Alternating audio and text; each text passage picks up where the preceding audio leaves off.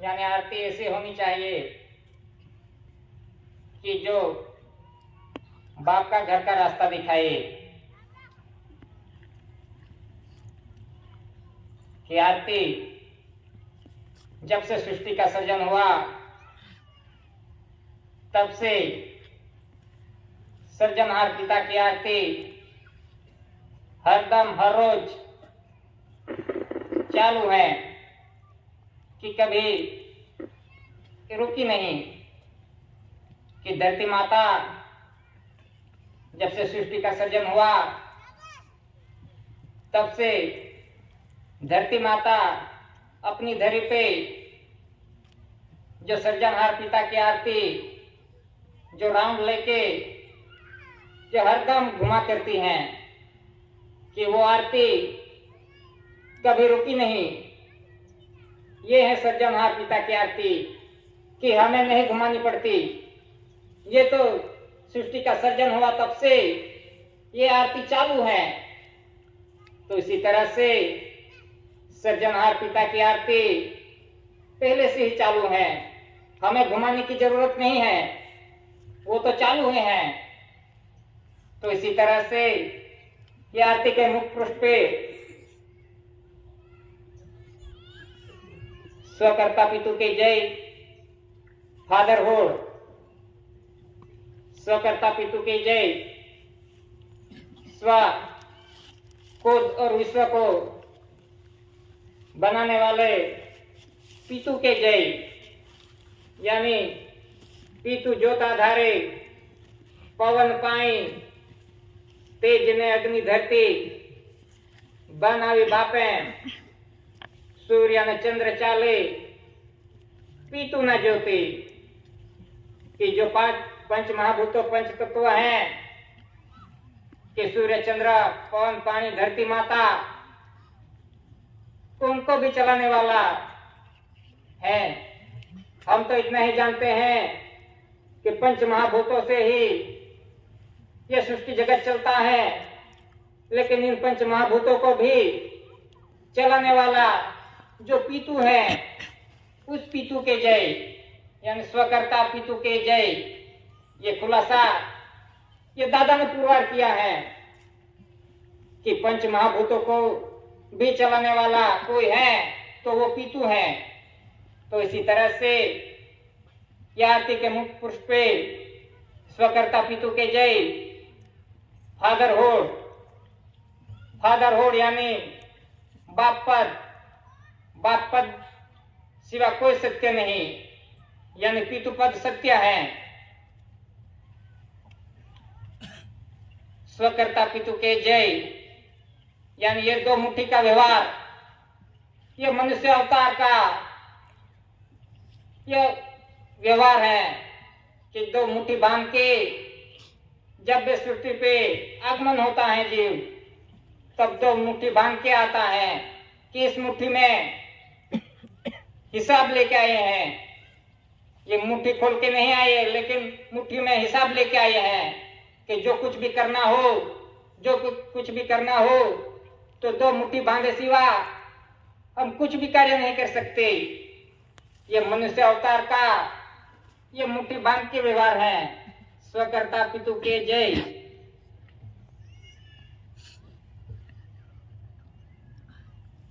Honour of India, honour यानी मालिक, cash treasury का मालिक, जो कुदरती ट्रेजरी हैं उनका मालिक, ऑनर ऑफ इंडिया, पितु पद सत्य है। स्वकर्ता पितु के जय।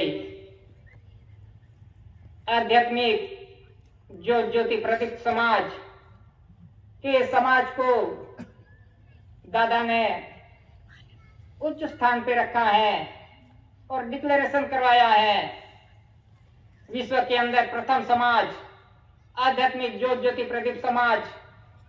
हम कहने से या बताने से हम आध्यात्मिक ज्योति प्रदीप समाज नहीं बन सकते।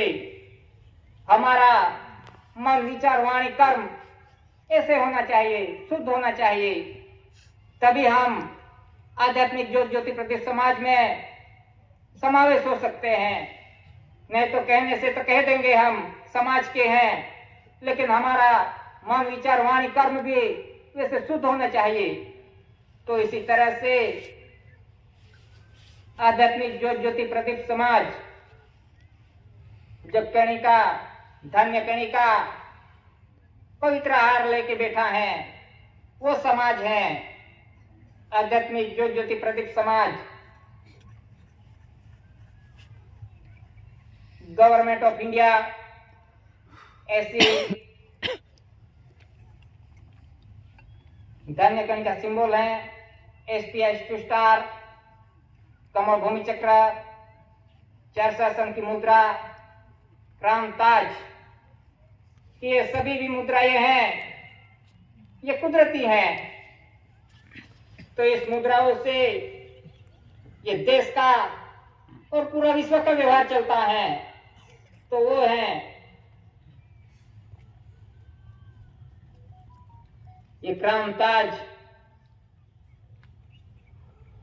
वो गवर्नमेंट ऑफ इंडिया यानी क्राउन ताज, ये भी कुदरती रचना से बना हुआ, जो माता का गोया भाग का कि जहां से जीवों का आगमन होता है ये धरती माता पे, ये है खुद का भाग मुकुट पागड़ी, ये कुदरती रचना से बना हुआ है कि इनसे पूरा विश्व का व्यवहार चलता है।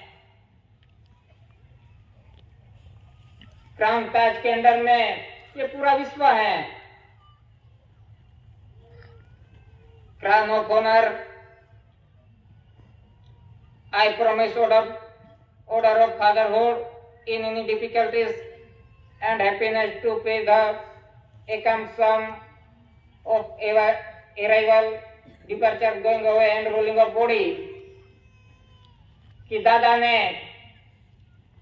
सृजनहार पिता को वचन दिया है कि मैं किसी भी परिस्थिति में होऊंगा, सुख में होऊंगा या दुख में, किसी भी परिस्थिति में होऊंगा, लेकिन मेरा शरीर वापर देही हिसाब कि मैं धरती पे आके कितना खाया, कितना पिया, कितने श्वास लिए, सबका हिसाब प्रमाण मैं किसी भी परिस्थिति में होऊंगा, सुख में होऊंगा या दुख में, लेकिन मेरा देही वापर हिसाब मैं सृजनहार पिता को अवश्य दूंगा। इसी तरह से ये दादा ने वचन दिया है। एम कुंवर केसरी सिंह, कटासवान तालुका व्यारा, डिस्ट्रिक्ट सूरत, स्टेट गुजरात, मुंबई प्रांत, कि दादा के नाम के आगे कोई मिल, कोई मिस्टर ऐसा नहीं लिखा, एम लिखा है कि इस धरती माता के मीट से बना हुआ हूं। इसी तरह से ये एम लिखा है। प्राइवेट सेक्रेटरीज ऑफिस, एलिजिबल 7 जनवरी 1969, बकिंघम प्लेस। कि दादा ने अपना शरीर देह वापर हिसाब और जो कुदरती ट्रेजरी है, पूरे विश्व की ट्रेजरी का दादा ने हिसाब रखा कि जो कुछ भी है ट्रेजरी, कुदरती ट्रेजरी, उनका हिसाब दादा ने 7 जनवरी 1969 को बकिंघम प्लेस में रखा कि इस विश्व सृष्टि जगत का एक एक हिसाब यानी कुदरती जो भी हिसाब है, आवागमन का, जीव कहां से आता है, कहां जाएगा, वो सब हिसाब दादा ने 7 जनवरी 1969 को बकिंघम प्लेस में रखा।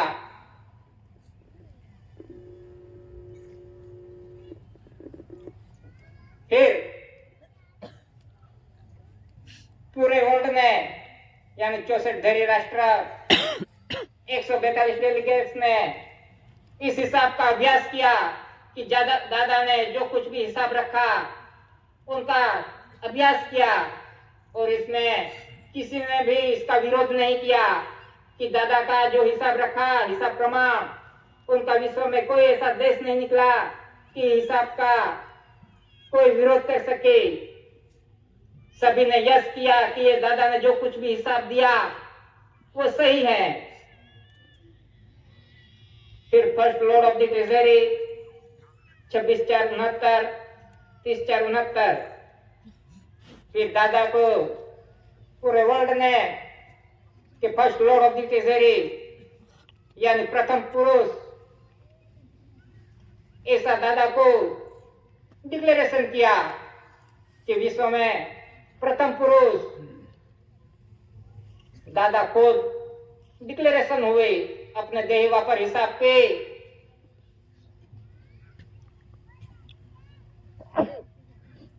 Government of Gujarat state home and industrial department seal के गुजरात के गृह खाता और औद्योगिक खाते के ये सील हैं। SD illegible under secretary to the government of Gujarat home and industrial department special advisory board dated at Sachivalaya Ahmedabad this 12th day of September 1962 कि गुजरात के गृह खाता और औद्योगिक खाता के खास सलाहकार समिति का ये सील है 12 सितंबर 1962 को कि ये जो कुछ भी है वो सही है।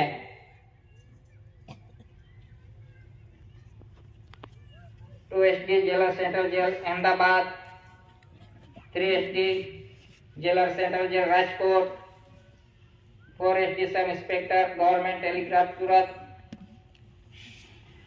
5 SD 4 sub divisional police officer district Surat कि दादा को जिन जिन जेलों में रखा गया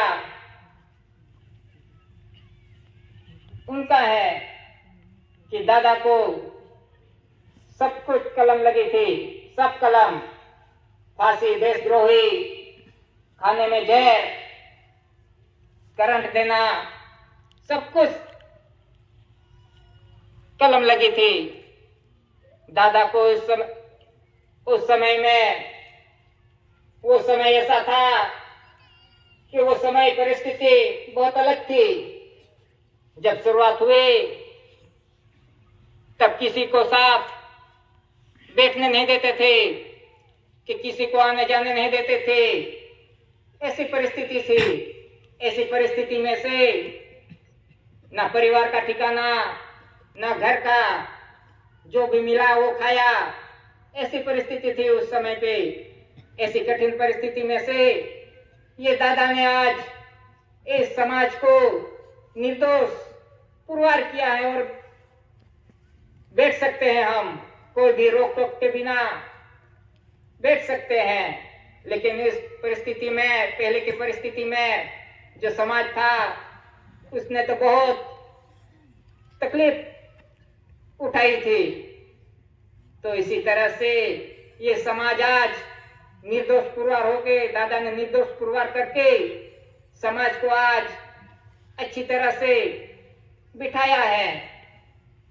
तो इसी तरह से ये समाज बहुत कठिन परिस्थिति में से आज बैठ सका है कि दादा को तो सब कुछ कलम लगी थी, दादा को तो खत्म करने का सब कुछ प्रयास किया, लेकिन दादा तो निर्दोष पुरवार हुए, कोई कलम नहीं लगी, कुछ नहीं लगा।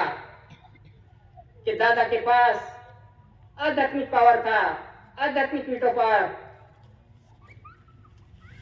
तो इसी तरह से ये आरती के मुख्य पृष्ठ पे जो भी कुछ सिक्के हैं वो सभी विश्व ने मान्यता दी है, मान्यता की है कि ये आरती है, ये सही है। जो कुछ भी ट्रेजरी का ये पुरावा है वो सही है। इसी तरह से ये आरती के मुख्य पृष्ठ पे ये सबका सिंबल है।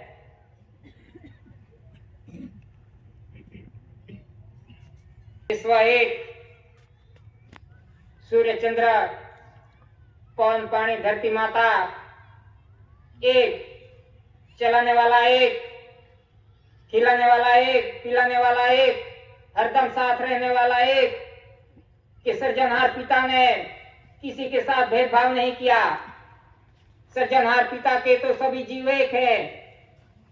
किसी के साथ भेदभाव नहीं किया कि मैं इसको ये दूंगा, इसको इतना दूंगा। ऐसा कोई भेदभाव नहीं किया कुदरत ने। ये कुदरती व्यवहार में कोई भेदभाव नहीं आता। पूरी सृष्टि जगत एक, चलाने वाला एक, पिलाने वाला एक, हरदम साथ रहने वाला, आधार देने वाला एक है सभी जीवों के लिए। कुदरत ने कोई भेदभाव नहीं किया। लेकिन इस धरती माता पे आके जो मनुष्य अवतार हैं, इस मनुष्य अवतार ने जो कुछ भी भेदभाव किए, कि कुदरत के विरोध जाके जो कुछ भी विरोध किया वो मनुष्य ने किया। आज मनुष्य ने कितने धर्म बना दिए। किसी का विरोध नहीं, किसी धर्म का विरोध नहीं, लेकिन कितने धर्म बना दिए मनुष्य ने। कितने वाड़े बना लिए, अपने अपने धर्म के वाड़े बना लिए कि मेरा धर्म सही, मेरा धर्म सही। ये धर्म कभी कुदरत सृजनहार पिता के बाप के घर नहीं जाने देता। वो तो अपने गुरु और चेला की ही पूजा करते हैं। तो इसी तरह से जो कुछ भी विरोध किया कुदरत का, ये मनुष्य ने ही किया। तो आज देखते हैं विश्व के अंदर आज किसका लड़ाई झगड़ा हो रहा है।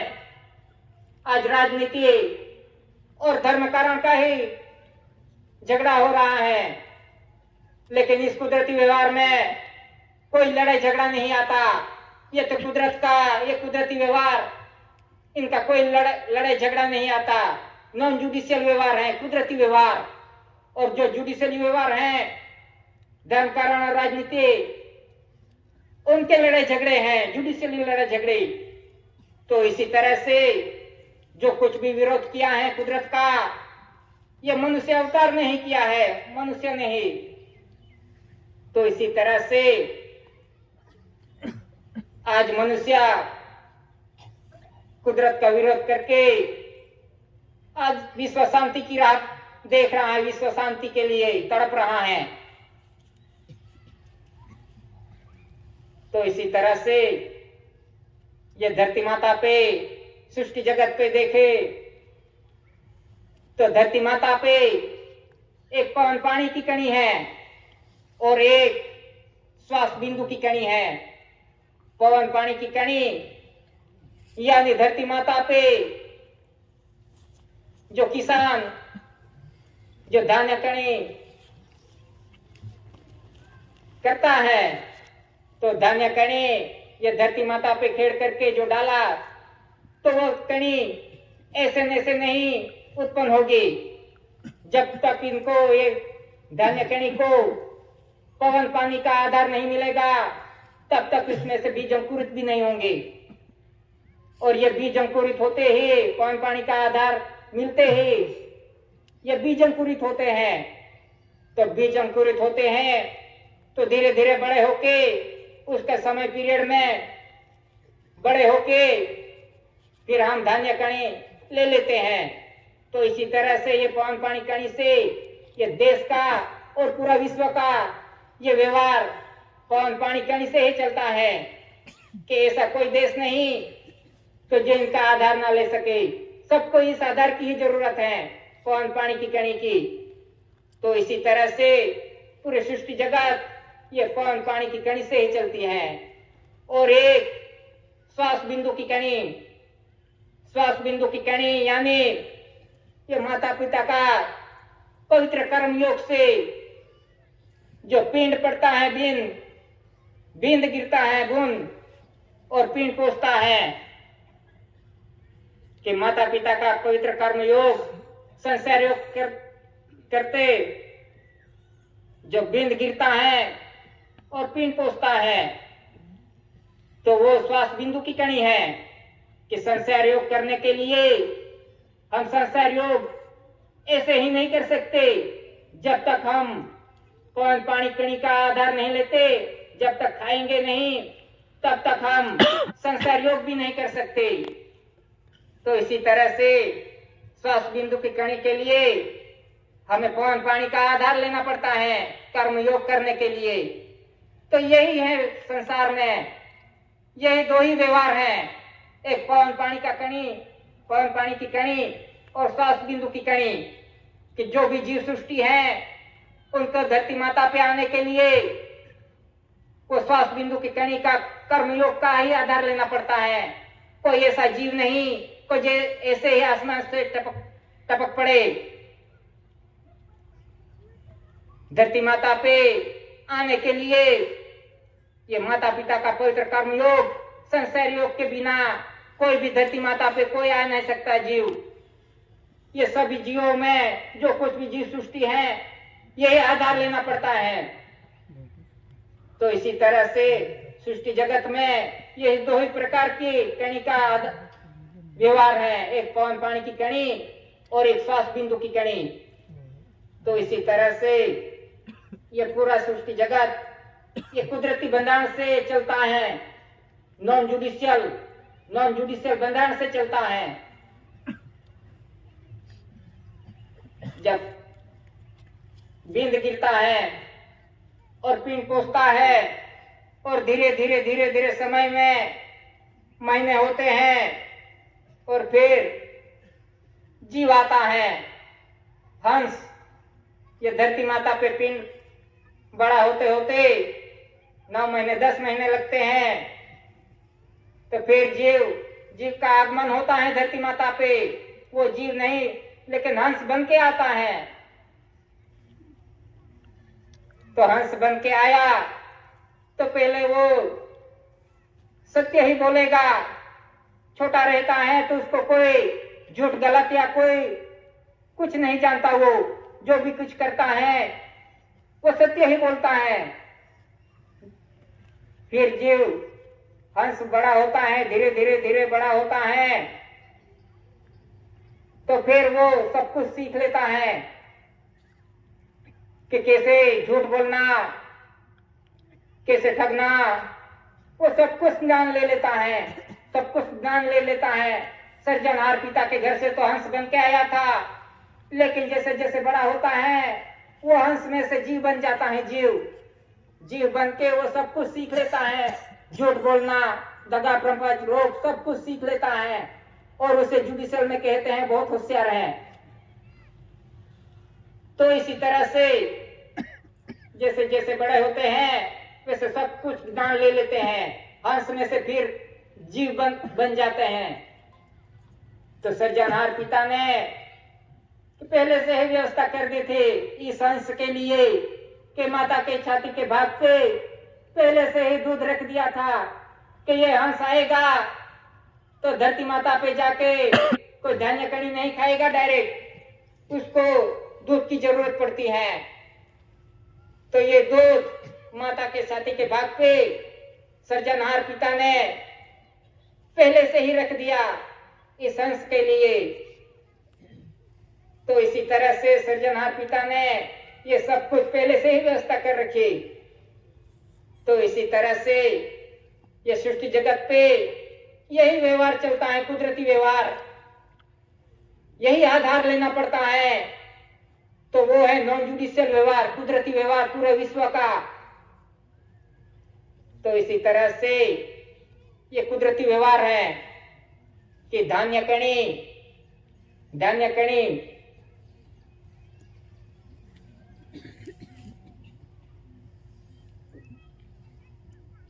ये धान्य कणी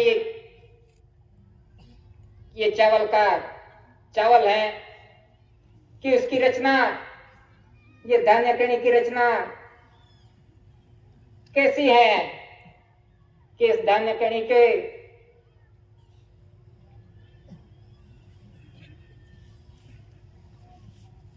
जो शीर्ष का भाग है, कवर पे जो शीर्ष का भाग है उस पे खाज का भाग है।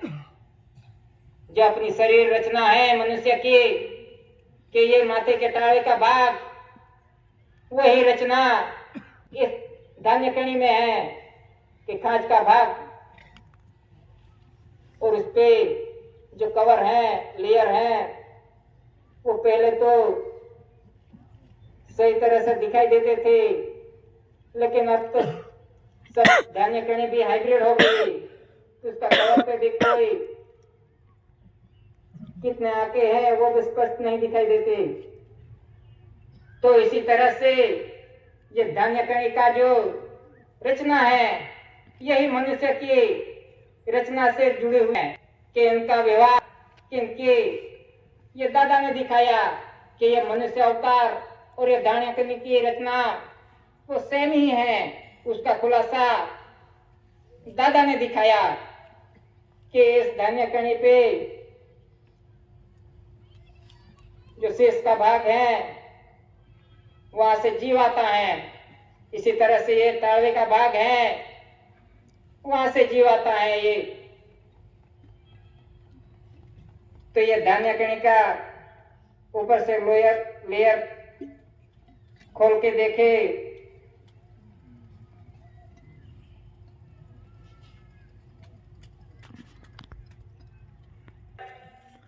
उसके अंदर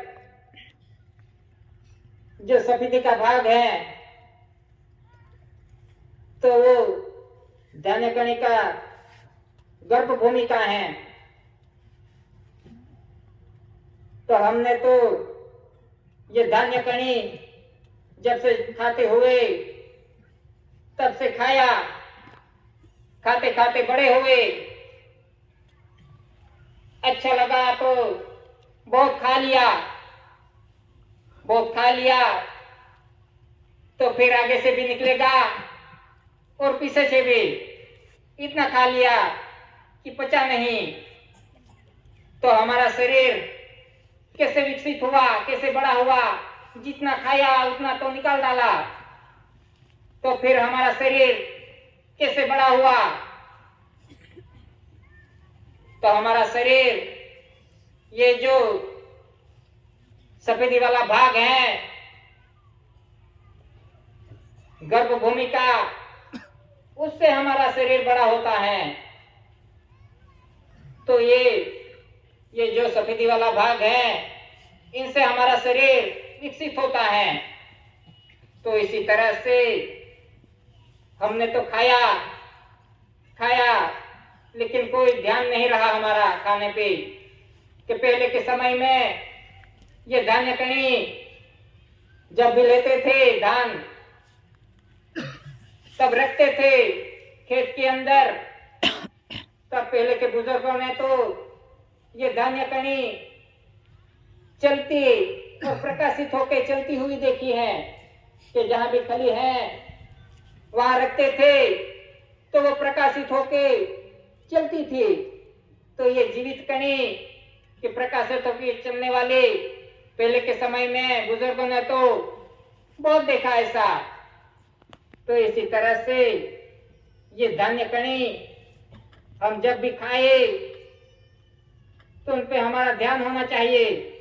हमने तो खाने के लिए तो खा लिया लेकिन हमारा ध्यान किधर है कि हम खाने तो बैठे लेकिन हमारा ध्यान तो ये करना है, वो करना है, वहां जाना है, वो करना है।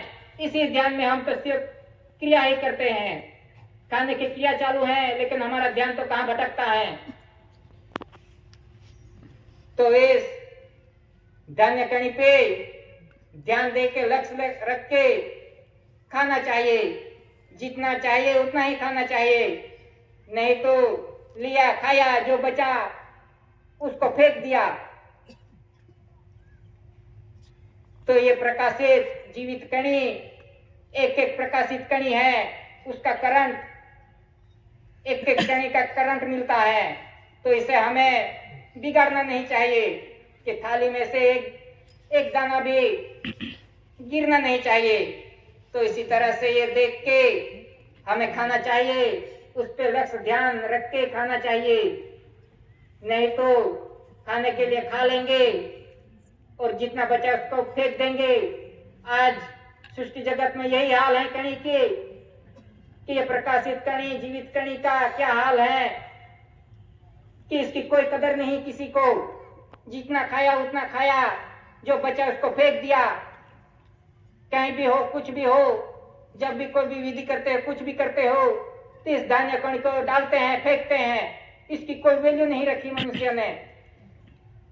यह मनुष्य ने ही यह कुदरती व्यवहार का विरोध किया। जितना आया उतना डाल दिया, कैसे भी डाल दिया, फेंक दिया। जो कणी गिरी होगी तो कोई उठाएगा भी नहीं, कोई उठाएगा भी नहीं, लेकिन पैसे गिरे होंगे तो तुरंत उठा लेंगे। ये दादी कहती थी पहले कि धान्य कणी गिरी होगी तो कोई उठाएगा नहीं, लेकिन पैसे जो गिरे होंगे तो तुरंत उठा लेंगे। तो ये व्यवहार है मनुष्य का। जो सत्य है, जो जीवित प्रकाशित है, उसका तो कोई वैल्यू नहीं रखा। तो इसी तरह से हमें धान्य कणी पे लक्ष्य ध्यान रख के उसको संभालना चाहिए, उठाना चाहिए और ध्यान से रखना चाहिए। तो इसी तरह से कुदरती प्रकाशित कणी है धान्य कणी, तो इस पे ध्यान देख के हमें खाना चाहिए कि विश्व के अंदर हम देखते हैं कि बीज का निर्माण, बीज तो सब कहते हैं, बीज को पूजते हैं, लेकिन बीज क्या है, इसका व्यवहार क्या है, ये कुदरती व्यवहार क्या है बीज का।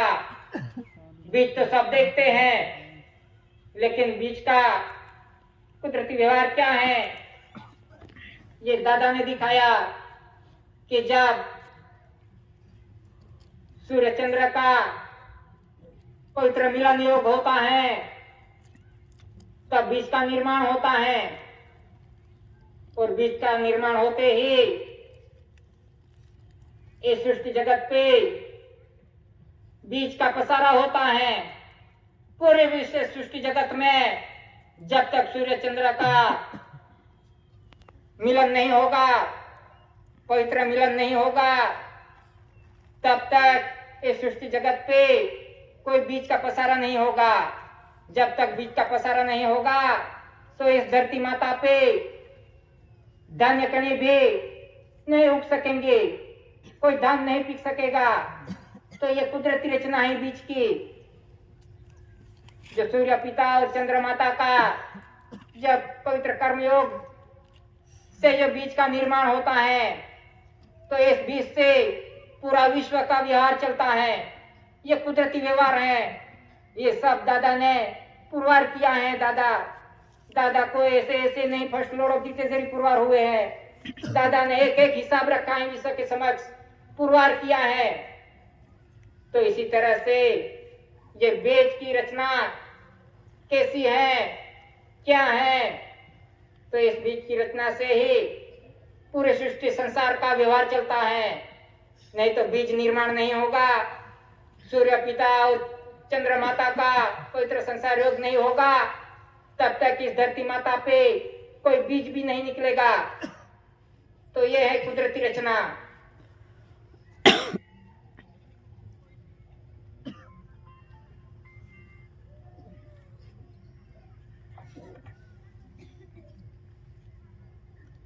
स्वकर्ता जय।